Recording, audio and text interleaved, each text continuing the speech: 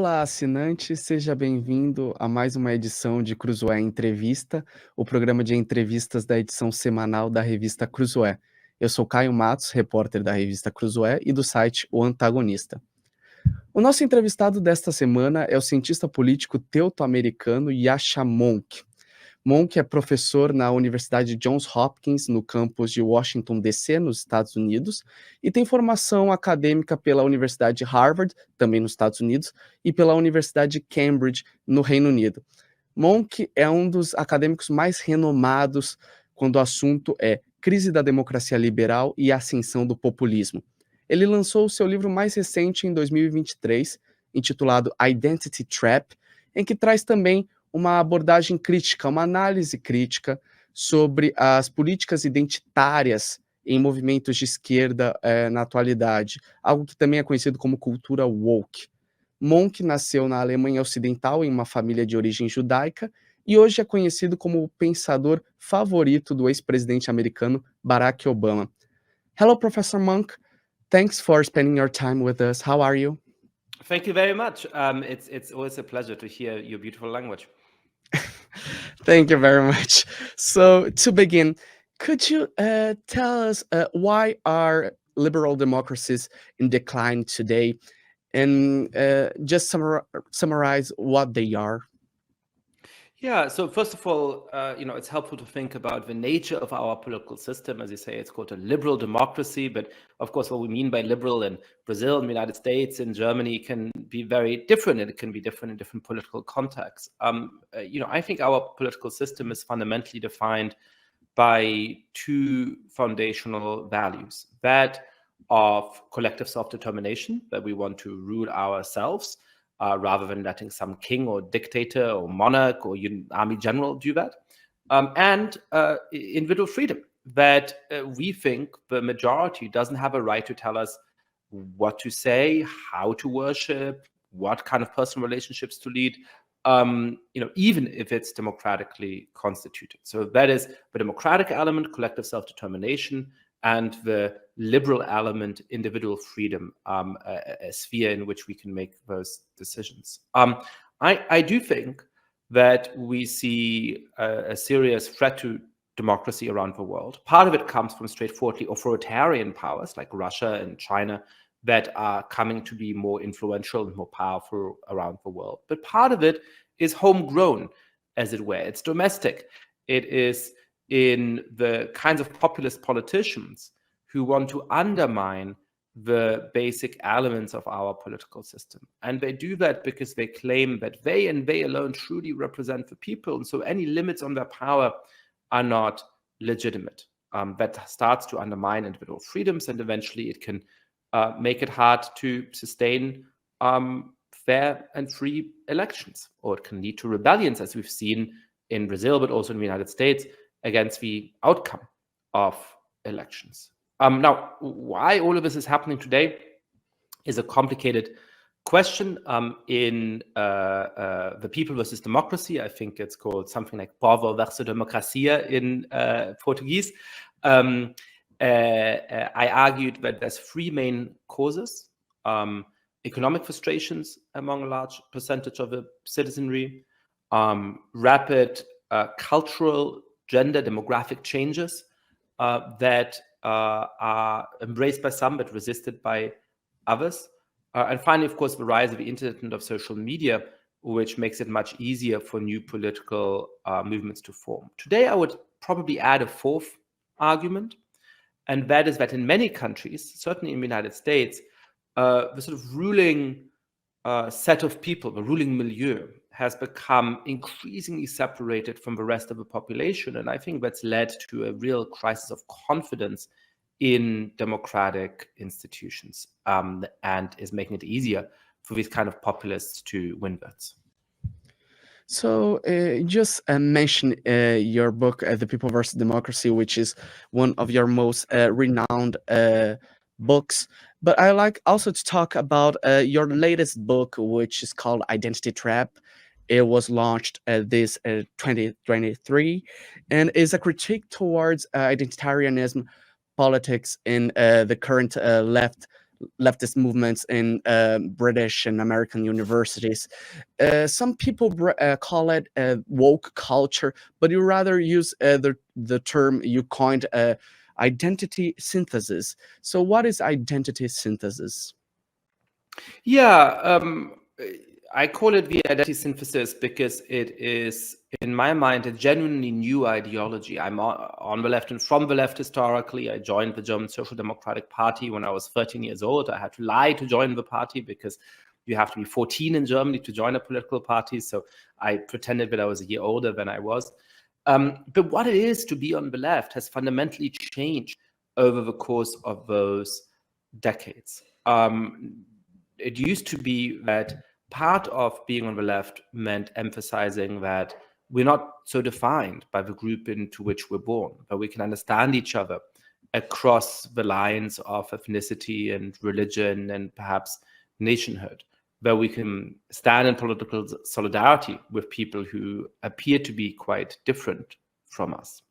And today's left has been transformed by the rise of a new ideology about the role that race and gender and sexual orientation do and should play in society. And it's become very skeptical of these ideas. It claims that if you, Kaio, stand at a different intersection of identities to me, then we're not truly going to be able to be in conversation to understand each other. It says that we should be very worried about ways in which members of one kind of identity group might be influenced by the cultures of another identity group. That's a form of cultural appropriation that we must avoid. It has turned against a value that the left has historically defended, of free speech, saying that we must crack down on remarks that are somehow bad or offensive or wrong.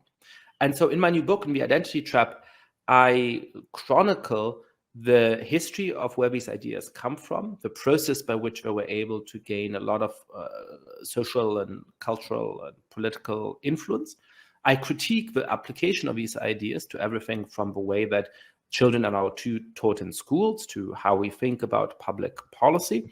And finally, I defend a liberal alternative to this, one that takes injustices seriously, but I think can do much better at creating a fair world. In the process of that, I do try to boil down this tradition, which has many different themes, many different origins, to three main claims that I think help to define it. And it's number one, that the key prism for understanding the world is race, gender, and sexual orientation.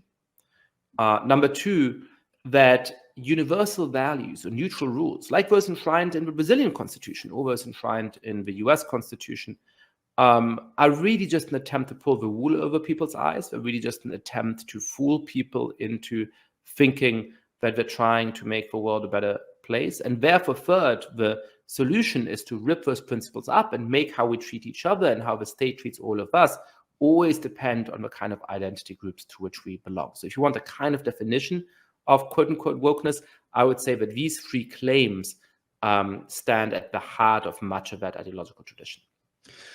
I'd like to talk a little bit more about this wide picture, but first I'll go into specifics because of a time-sensitive matter, which is the war in Israel and Palestine.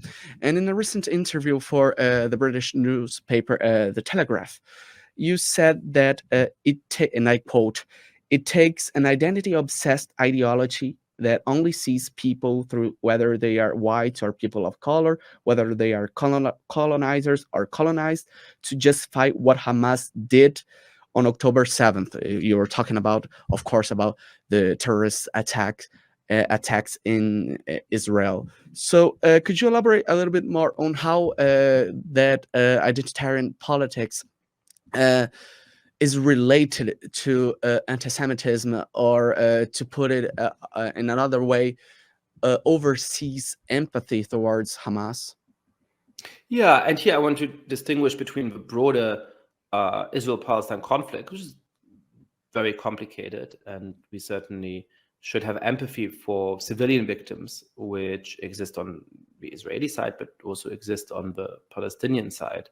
And the particular way in which much of the left throughout the world has responded to the initial terrorist attack by Hamas, which killed 1,200 people, slaughtered innocents at a rave at a music festival, killed babies and grandmothers in gruesome ways. And you saw among a significant portion of the left an endorsement of this, seeming elation in some circles at it. Solidarity letters from leading academics, artists, writers, sometimes outright defended Hamas, or at the very least failed in any way to distance themselves from Hamas, describing this terrorist attack as military action, for example, in one example. And so that's what I was trying to describe. How is it that people who claim that they want a better, kinder world can end up effectively on the side of a theocratic terrorist organization that, by the way, is terrorizing and treating with extreme disdain much of its own population? And the answer to that, I do think, has to do with the identity trap, with the ideas I'm talking about. And there's three key ideas here. The first is to divide the world into whites and people of color, to think that the particular racial divide that has defined American history can be imposed in other countries and explain what's going on. The second is to think of a world in terms of settler colonies, as the United States historically was, and to think that you can understand a very complicated historical conflict like that in Palestine as, these distant settlers turning up and taking away land of the people it rightly belongs to. And thirdly, it is an understanding of racism, which is exclusively structural, which says that it's impossible for a member of one group to be racist towards a member of another group unless there's also a power relationship between them. So that, as one American magazine recently wrote, it is literally impossible to be racist towards a white person. And therefore, perhaps it's literally impossible to do an injustice against somebody who's perceived as white. And so then you apply all of this to Israel and say, well, the Israelis are white, the colonizers, any resistance against them can't be racist, it can't be unjust, it has to be justified, even if it's murdering children and grandmothers. Now, all of this is a very simplistic view of what's going on in the country, because a plurality of Jews in Israel today are Mizrahi, they're of Middle Eastern origin, having been thrown out of countries like Iraq and Iran and Morocco and so on since 1948. They are racially not clearly distinct from Palestinians. It is not obvious that they are on average lighter or less white than Palestinians. To say that they're whites versus Palestinians, people of color, is simply wrong. It's completely unclear how the colonizers were thrown out of the countries in which their ancestors lived for centuries over the course of the last decades. And Israel was the only country that many of them had a right and an ability to go to. And the idea that all of that justifies, killing, a 3-year-old who's descended from a family like that is just monstrous, I think. Nós estamos entrevistando o cientista político teuto-americano Yascha Mounk. Ele é professor na Universidade Johns Hopkins, nos Estados Unidos, e ele é um dos cientistas políticos mais renomados quando o assunto é crise das democracias liberais e ascensão do populismo. E hoje também ele é conhecido como o cientista político favorito do ex-presidente americano Barack Obama. So, Professor Mounk, getting back about the wide picture, you already talked about how the left has, at least not the left as all leftist movements or leftist thinkers, but a significant part of the left nowadays has come to get a little bit skeptical about free speech. But now I'd like to ask you, what is the limit to free speech? When does a free speech become hate speech or fake news and should be something to be restricted?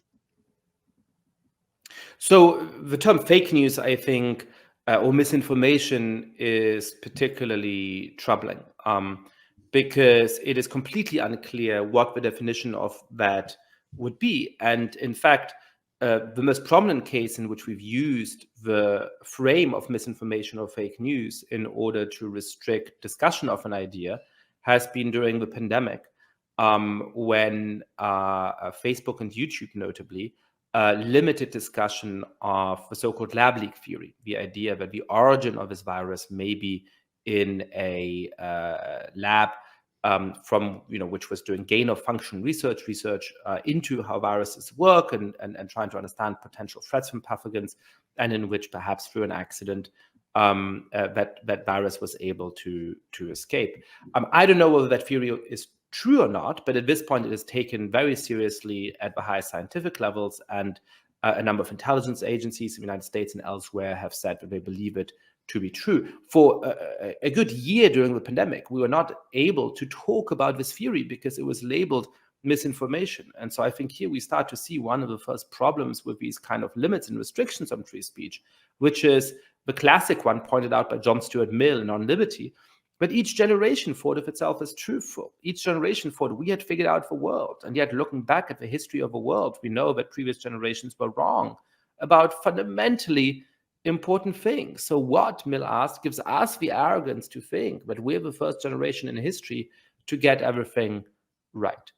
When it comes to hate speech, I think somewhat similar questions end up applying. So I am a free speech absolutist in the sense that I don't think a state should ever have the right to put a citizen in jail for expressing political opinions, no matter how vile.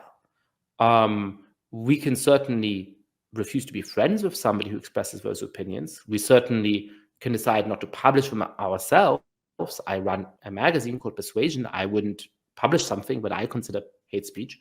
But I do not think that that is a decision that the state should be involved in. And the reason for that is very simple. It's that I don't trust anybody else to make a decision for me about what kind of things I should be allowed to say, and more importantly, what kind of things I should be allowed to listen to. And I think it is very naive to think that the people who make those decisions are systematically going to be on the side of the weak and the marginalized. There's an assumption here in the background that when we have hate speech laws, they really will just protect vulnerable minorities from the speech of dangerous majorities. But by definition, the people who are making decisions about censorship are usually going to be very powerful people. So why are we so confident that they're going to be on the side of the weak and the marginalized rather than on the side of the dominant? Now, there are certain very limited categories of speech that have historically been off limits. One of them is imminent incitement to hatred or violence. So if you're standing in front of a baying mob and say, go beat up that person, that is incitement to a criminal act that can be forbidden. And another, which I think should be quite narrow, is forms of calumny. So if you're saying, Caio murdered somebody, and I make this claim without any kind of evidence, that is something that should have a civil penalty where you can sue against this person.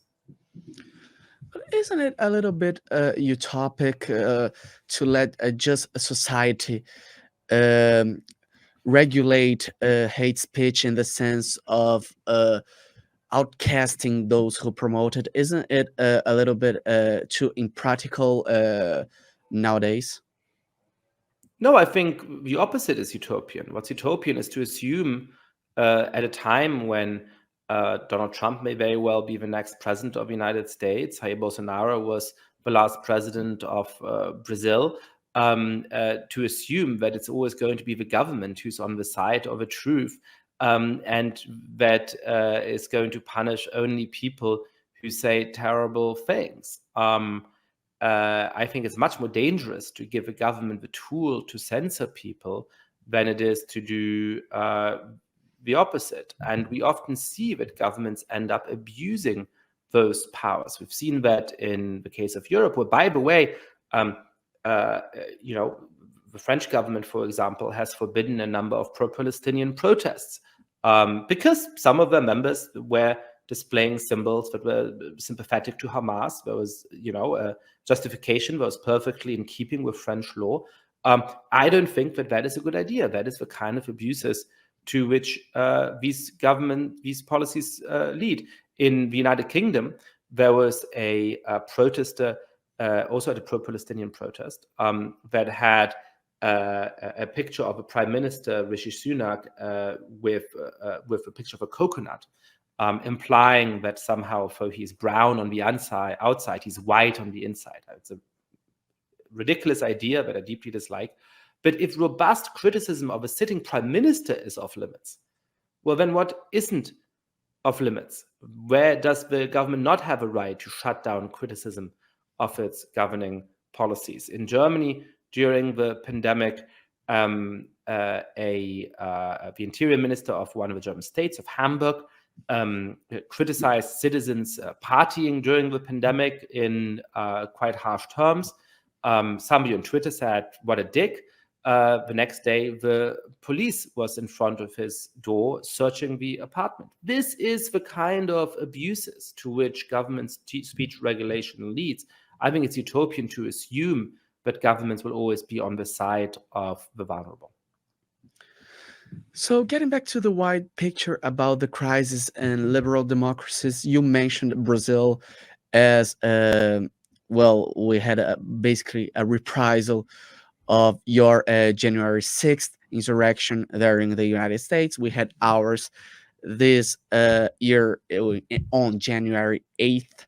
So, and that's clearly the most painful and concise moment of crisis in democracy in Brazil. So I'd like to ask you, how do you analyze the erosion of Brazilian democracy, and how much responsible would you say Lula and Jair Bolsonaro, who are the most divisive and influential leaders in Brazil today, how much Bolsonaro and Lula are responsible for that?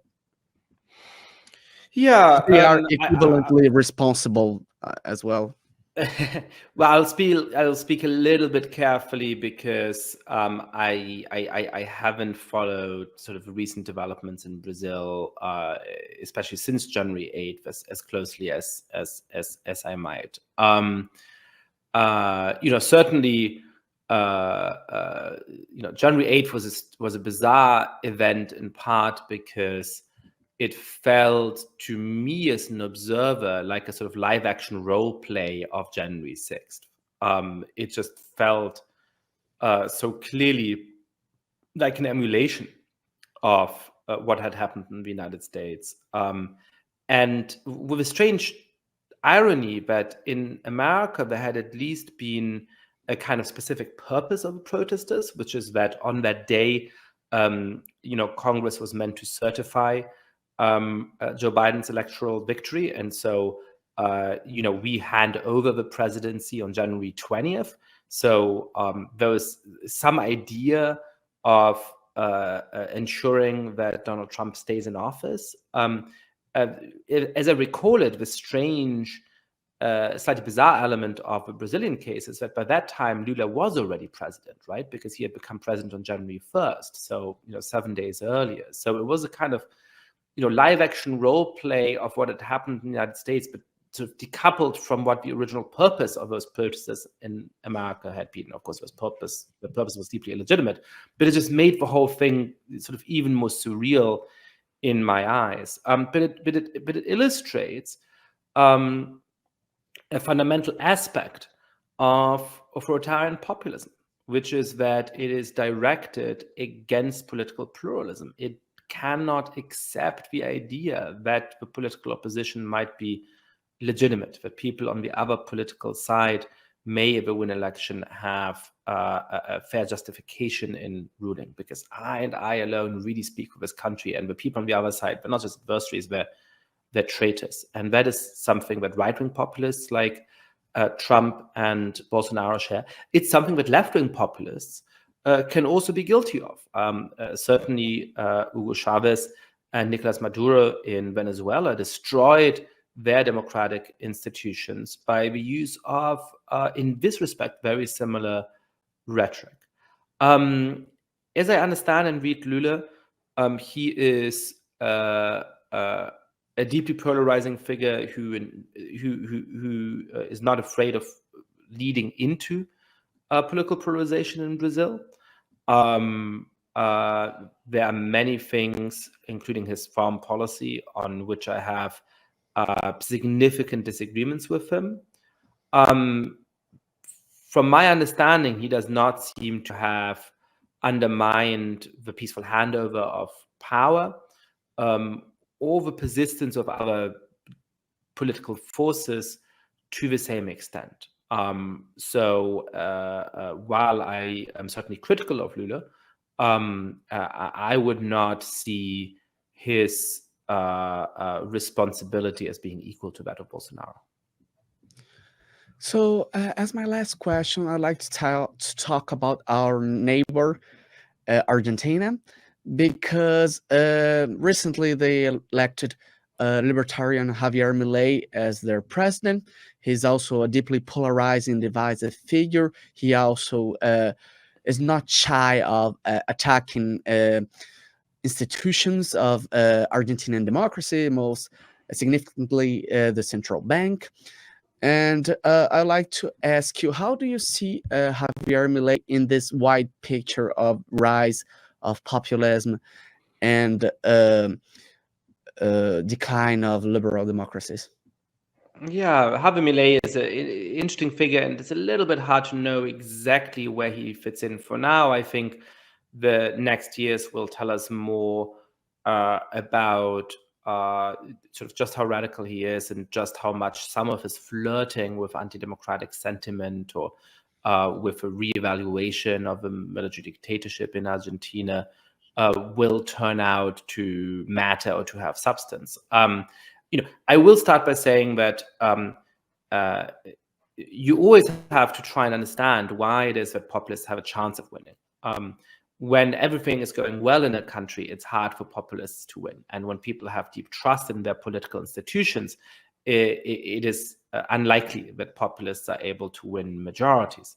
In Argentina, the answer to that question is particularly easy, right? This is a country that has been declining for a very long time in economic terms. 100 years ago, Argentina was roughly as rich as the United States per capita. Now it is at about 30% of America's GDP. And when voters are given a choice between a unproven,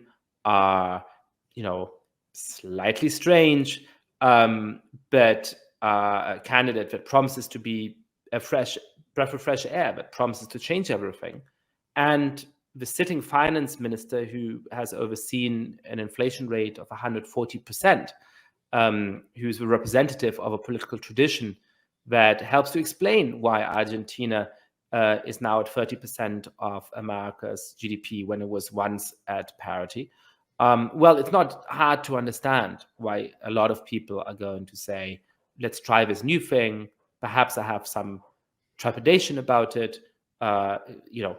About half or nearly half of the people who voted for Milei in the second round had not voted for him in the first round. So clearly not all of his supporters are super fans of him. Many of them will have some concerns of their own. But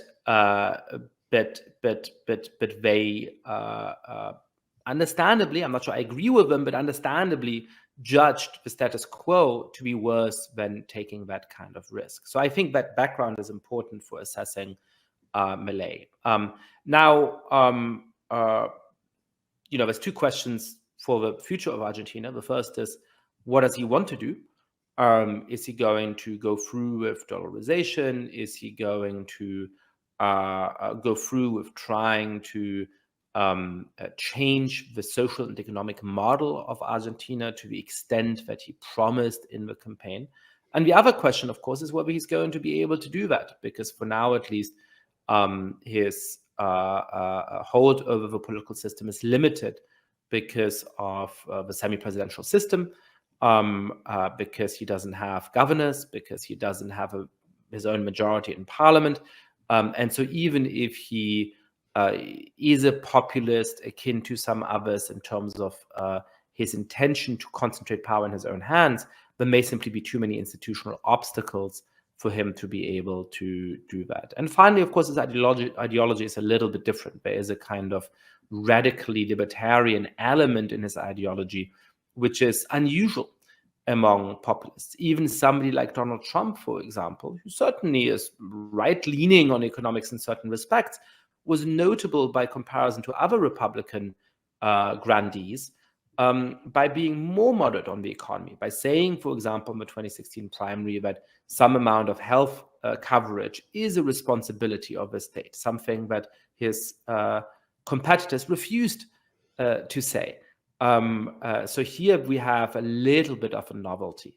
Somebody who looks in certain respects like a classic right-wing populist, but who is elected under circumstances where you understand the sort of popular frustration that gives rise to him, and who at least claims to be motivated by this rather high-minded libertarian set of ideas that are interesting in theory, but rather unproven in practice. So, it'll be a very interesting experiment to watch.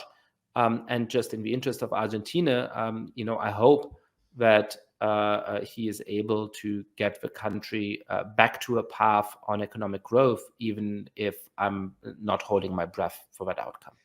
Este foi mais um episódio de Cruzoé Entrevista, o programa da edição semanal da revista Cruzoé. Nós acabamos de entrevistar o cientista político teuto-americano Yascha Mounk. Ele é um dos nomes mais renomados quando o assunto é crise das democracias liberais e ascensão do populismo. E ele é também conhecido como o pensador favorito do ex-presidente americano Barack Obama. Thank you very much for spending your time with us, Professor Mounk. Thank you so much. I really enjoyed this. Eu sou Caio Matos, repórter da revista Cruzoé e do site O Antagonista. Até a próxima.